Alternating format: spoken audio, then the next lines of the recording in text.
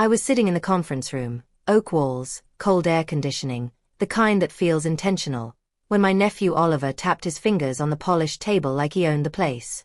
Technically, after today, he thought he would. Everyone did. Everyone except me, apparently, though I only discovered that in the most unexpected way. The lawyer, a neat man with perfectly parted hair, cleared his throat as he read my grandmother's will. My siblings straightened in their seats. Their spouses leaned forward. The younger generation, my nieces and nephews, looked bored, fingers dancing over their phones.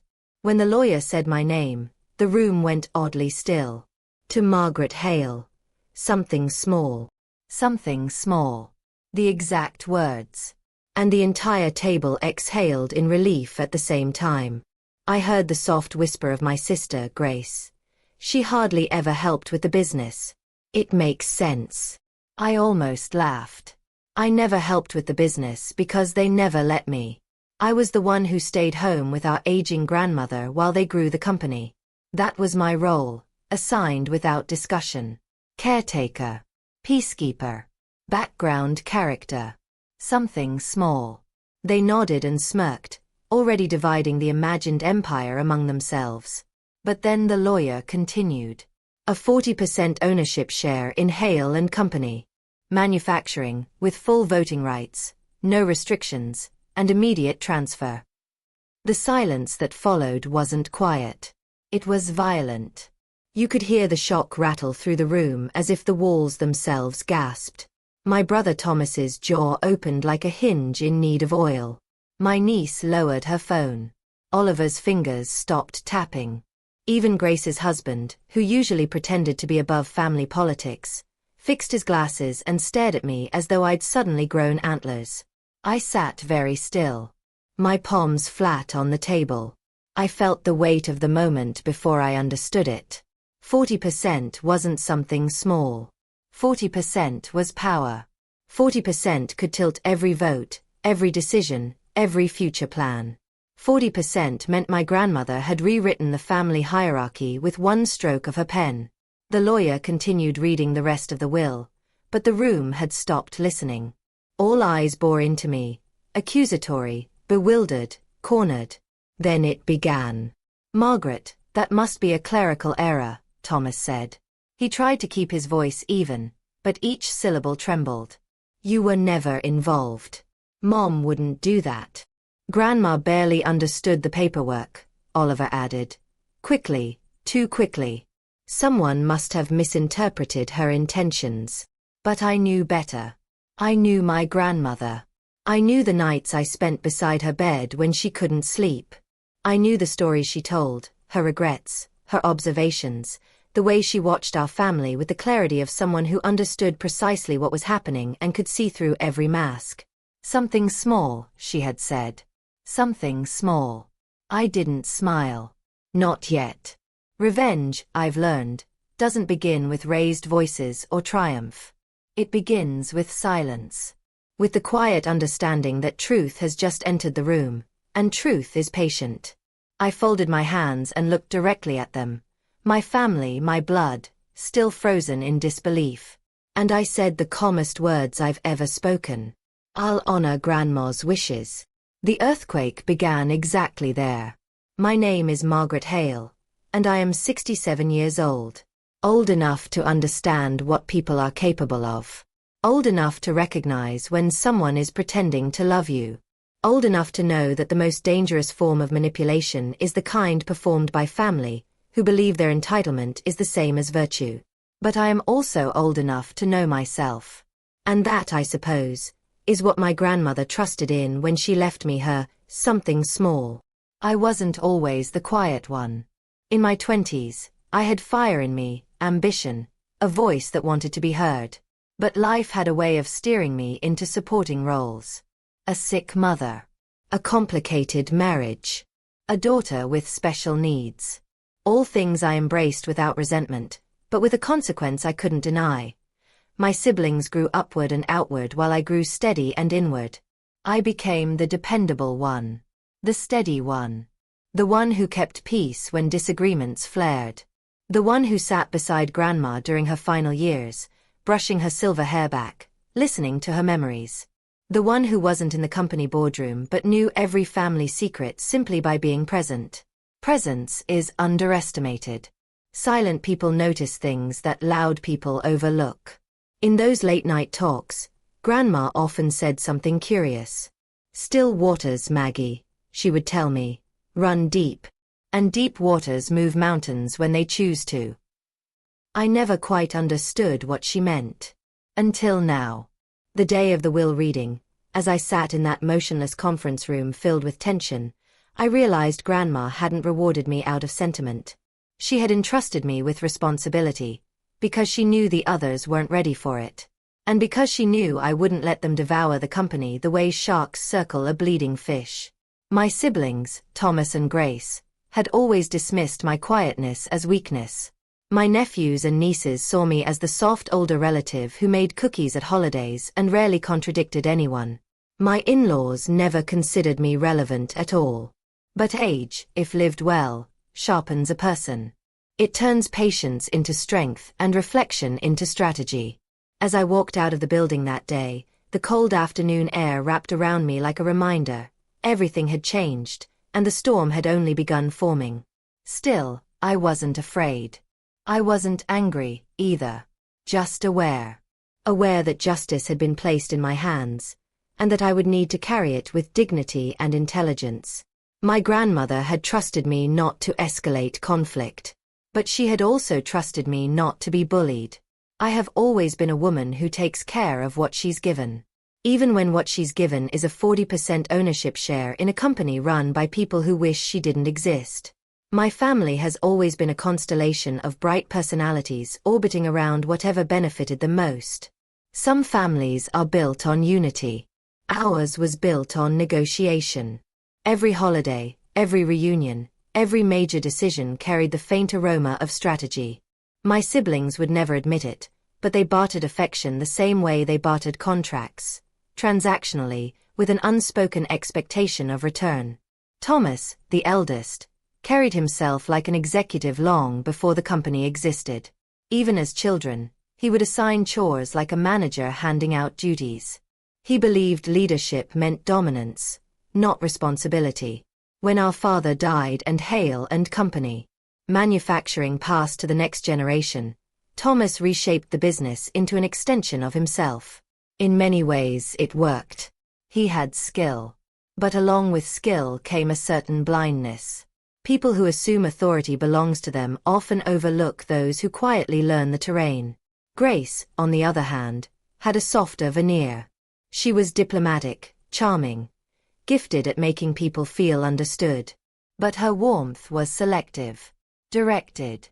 It flowed easily toward those who could help her, and evaporated around those who couldn't. With me, her tone was consistently patronizing, like a teacher speaking to a slow but pleasant student. I never challenged her. There was no point. She believed her condescension was kindness. Then there was the younger generation, our children and grandchildren, raised in the glow of the company's success. My nephew Oliver was the most ambitious of them, a man who carried entitlement like a second suit coat. He had studied business, joined the company at 22, and rapidly climbed into a position he had neither earned nor mastered. He spoke often of modernizing leadership, which was code for consolidating control in his hands. The others followed his lead, eager to impress the one they believed would inherit the empire. They all forgot one crucial thing. Companies may be built by power, but they are sustained by people. And people have memories. As for me, I lived just outside the center of their universe. I attended board dinners when invited, family gatherings when summoned, and filled the silent spaces no one else noticed. Checking on Grandma, managing household affairs, smoothing over conflicts before they escalated. They mistook my invisibility for insignificance. They always had. I rarely brought up the past, but I remembered. I remembered the years I took unpaid leave from my job to care for Grandma after her stroke, while my siblings debated bonuses and company acquisitions.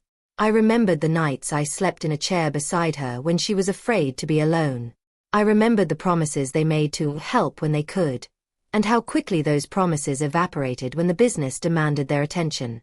But I did not resent them for it. Resentment corrodes the person who carries it.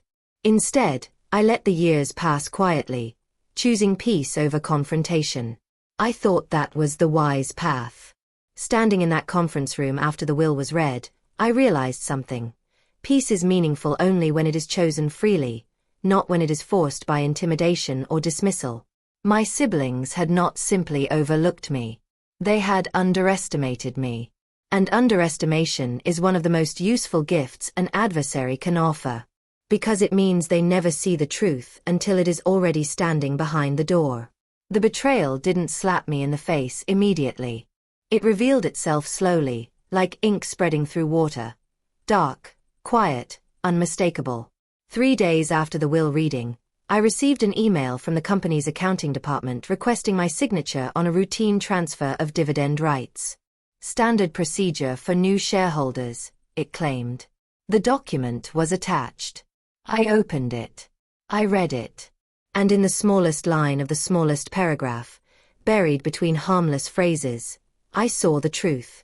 They wanted me to sign away my voting rights. Not permanently, just delegated to the board, meaning to Thomas and Oliver, who controlled it. Delegation. Such a benign word. So polite. So clean. And underneath, venomous. I didn't react. I didn't reply. People make their intentions most obvious when they believe no one is paying attention. That same afternoon, I received a second email, this one from a private client manager at a bank I'd never used. It politely confirmed the closing of an account under my name. I blinked. I didn't have an account there. But someone had opened one. And someone had closed it. And someone had used my information to move money through it. For a moment, I couldn't breathe. I sat at the kitchen table with the email glowing coldly on my screen. My granddaughter's teacup sat beside me, still warm. The house was quiet. Too quiet for the rush of realization that washed over me. They were doing more than trying to push me out of the company. They were trying to frame me. A false account. A false trail. A setup that would make it appear I had mismanaged company funds. Or worse, stolen them. I wasn't naive. I understood how financial manipulation worked. You don't accuse someone of wrongdoing immediately. You plant seeds. You create inconsistencies. You build the narrative slowly until it feels unquestionable. This was not an accident. This was calculated. The next day, I discovered the second piece of betrayal. My grandmother's house, the one I'd lived in with her for years, the one she promised would pass to me, had been quietly appraised. Without my knowledge. Without my consent. The company's lawyer claimed it was part of the estate liquidation review. But I knew better. They intended to sell it. They intended to uproot me. And they intended to do it quickly, before I understood the full scope of what they were dismantling. I sat on the front porch steps that evening, the sunset pooling in orange waves across the yard.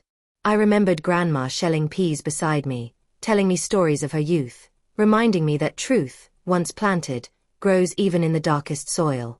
They think I'm weak, Grandma, I whispered into the wind. They think I won't fight. The wind answered with a rustle of leaves. And something inside me, something dormant for decades, finally stirred. They had chosen the wrong person to deceive. The next morning, I began my investigation not with vengeance, but with precision. Revenge is loud. Justice is quiet. I intended to pursue the latter. I contacted an attorney, not the family firm of course, but a woman named Elena Ruiz, a corporate fraud specialist recommended by a neighbor. When I explained the situation, she didn't interrupt. She listened. She asked for documents. And when I showed her the falsified bank account closure notice, she nodded slowly. This isn't amateur work, she said. Someone knew exactly what they were doing. I felt a chill. Someone in my family had crossed a legal line, a severe one. Elena requested that I forward every communication I'd received from the company, no matter how trivial. She also advised me to avoid confrontation until we understood the full scope. That was fine by me. Silence had always been my ally. Over the next week, I gathered everything: emails, financial statements, the property appraisal notices, even the board meeting schedules I was suspiciously left off of. Meanwhile, Elena subpoenaed records related to the fraudulent bank account. What we discovered was staggering. The forged signature on the account matched the handwriting of someone who had signed multiple company documents. Someone with access. Someone with authority. At the same time, Elena's forensic accountant traced irregular transfers from company accounts. Small amounts spread over months, redirected into the fraudulent account under my name. It was enough to paint a damning picture if left unchecked. Enough to claim I had embezzled funds. I felt sick. But truth has a way of revealing itself when you shine the right light on it. While the financial investigation progressed, I conducted my own quiet inquiry into the family's movements. I attended board meetings without announcing my presence ahead of time, just walked in with the authority of a 40% shareholder. The looks on their faces were telling. Thomas stuttered through updates. Oliver glared, caught between panic and calculation. Grace tried to overcompensate with sweetness, offering tea and touching my shoulder a little too often, like she believed contact might soften me. I noticed unusual transactions presented vaguely as discretionary fund reallocations. I requested itemized reports. Their discomfort grew. Behind their composed expressions, fear was growing roots. Meanwhile, Elena uncovered the final unmistakable clue. The IP address used to close the fraudulent bank account belonged to a device registered to Oliver. Proof. Undeniable. Legally damning. But instead of anger, what I felt was a deep, steady calm. They had built a trap with such arrogance that they never imagined someone would actually examine the walls. Justice, I realized, wasn't something I needed to manufacture. It was something already in motion. I just needed to let it land. The turning point arrived quietly, the way autumn arrives, subtle at first, then unmistakable. It happened during a board meeting scheduled to discuss strategic restructuring. I knew what that meant. They intended to isolate my shares, perhaps freeze my voting rights temporarily while they evaluated shareholder contributions. A tactic wrapped in corporate language but rooted in greed. I arrived 10 minutes early. I wanted them to see me seated at the head of the table when they walked in, not out of ego, but clarity. Thomas entered first, blinking rapidly. Grace followed, offering a brittle smile.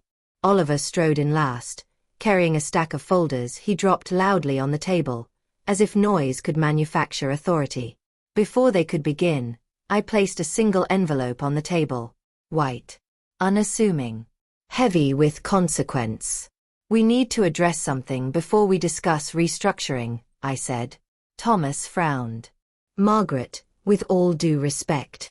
Respect has been absent for a long time, I interrupted gently. Let's speak plainly. I slid the envelope toward them. Inside, I continued, is documentation gathered by my attorney. Evidence of a fraudulent bank account opened in my name. Evidence of money moved into that account from company funds. Evidence of an attempted setup. Oliver laughed. A short, sharp sound. This is ridiculous. Is it? I asked, tilting my head. Because the IP records say otherwise.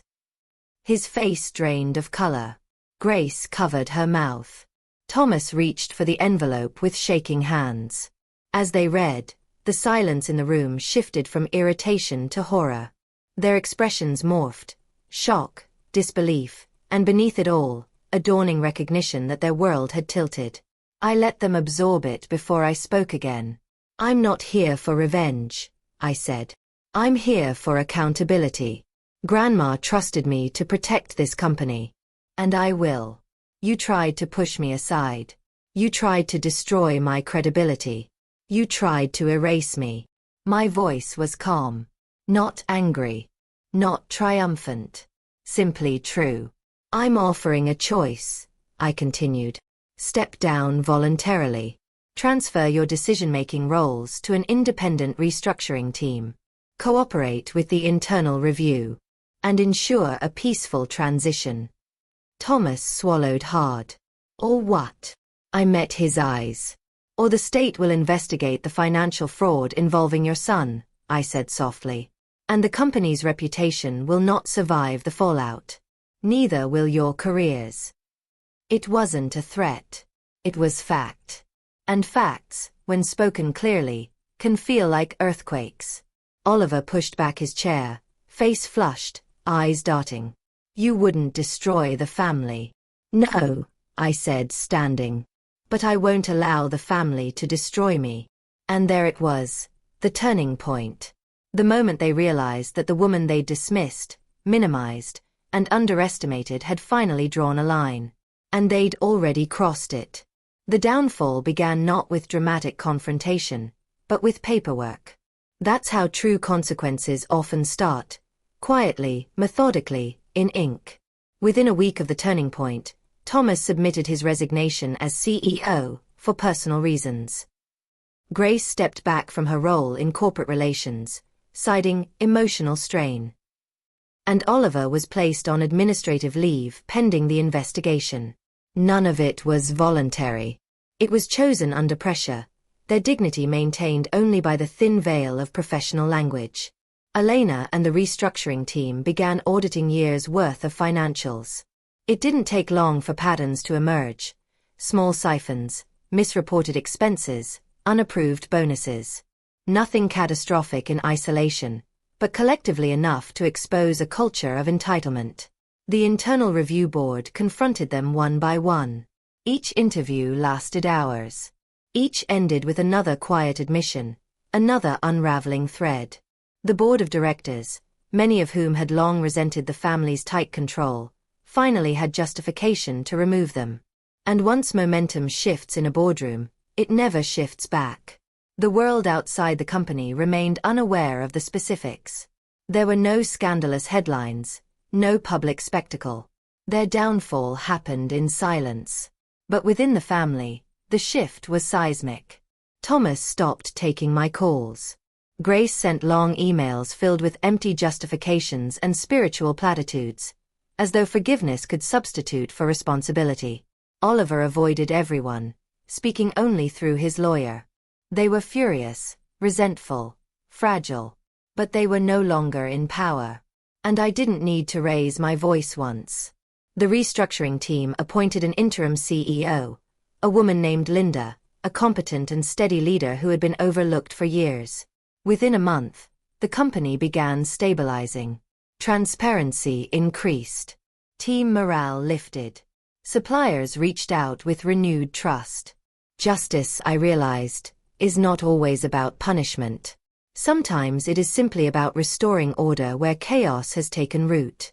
But the emotional toll on the family was unavoidable. Grace called one evening. Her voice trembled. Maggie, you've torn us apart. No, I replied softly. I stopped you from tearing me apart. There was a long silence before she whispered. We didn't think you'd do anything. I closed my eyes. I know. In that simple exchange, decades of invisibility finally cracked open. Their downfall wasn't theatrical. It wasn't vengeful. It was the natural consequence of their own decisions, the world reflecting back to them what they had created in secret. And while they faced the weight of their actions, I felt something unexpected. Relief. Not triumph. Not satisfaction. Just the quiet lifting of a burden I had carried for far too many years. When the storm finally settled, my life became noticeably lighter. The silence in my home shifted from lonely to peaceful. The air felt different. Clearer. As if the house itself exhaled after years of tension. The investigation concluded with no charges filed, on my part or theirs. The board decided that internal disciplinary measures were sufficient as long as the family relinquished control. It was mercy, even if they didn't recognize it. My grandmother's house remained mine. Untouched. Unthreatened. I repainted the porch that summer, the same shade of pale blue she loved. As I brushed each stroke across the wood, I felt a steady sense of reclamation. Not of property, but of self. At the company, Things improved quickly. Employees approached me with gratitude, not because I was a hero, but because I had listened. Listening, I learned, is far more powerful than speaking. It reveals the truth beneath appearances. Linda asked if I wanted to take an active leadership role. I declined. I didn't need a title. My influence came from intention, not position. I attended board meetings, asked thoughtful questions, ensured integrity, but I no longer carried the weight of proving myself. My daughter, Rachel, visited often with her children. One afternoon, as we drank tea in the garden, she said, "I'm proud of you, Mom. You finally stood up to them." I smiled. I didn't stand up to them. I stood up for myself. She squeezed my hand. That's the harder thing. She wasn't wrong. As for the family I confronted, well, distance grew between us. Not out of hostility, but consequence. Some relationships change permanently after the truth comes to light. It isn't bitterness. It's clarity. I saw them differently now. They saw me differently too. Eventually, Thomas apologized. A quiet, subdued apology delivered more with his eyes than his words. It didn't erase anything, but it acknowledged everything. And sometimes acknowledgement is enough. Grace needed more time. Her pride was wounded in ways she didn't know how to articulate. She oscillated between guilt and defensiveness. I learned to let her process it alone. Oliver. He avoided me entirely. Perhaps he always will. Peace, I learned, is not dependent on reconciliation. Peace is choosing integrity regardless of who joins you in it. On the anniversary of Grandma's passing, I visited her grave. I brought sunflowers, her favorite. I sat beside her and told her everything. The betrayal. The investigation. The turning point. The quiet justice. And as the wind moved through the trees, I felt something like her hand on my shoulder. Something small, she had said. Something small that changed everything. In the end, the story wasn't about the company, or the money, or even the betrayal. It was about visibility. For decades, I allowed myself to be the quiet one, the helpful one, the one who didn't take up space. I thought goodness required shrinking. I thought peace required silence. I thought family harmony depended on my willingness to disappear. But the truth is simple. Silence is not peace. Disappearance is not kindness. And invisibility is a cage we build for ourselves when we believe our worth is conditional. My grandmother saw me clearly. She always had. She recognized that strength doesn't always announce itself. Sometimes it waits, listens, learns. And when the right moment arrives, it steps forward, not with aggression, but with unwavering clarity. Her gift was not the 40%. Not really. Her gift was the vote of confidence that forced me to reclaim the parts of myself I had folded away. Through this journey, I learned several things I hope others hear. Do not underestimate the quiet people in your life. Do not overlook the ones who observe rather than perform. Do not assume silence means absence. Still waters run deep, Grandma said. And deep waters move mountains when they choose to. My family learned that lesson. I learned it too, but differently. I learned that quiet strength is not a consolation prize.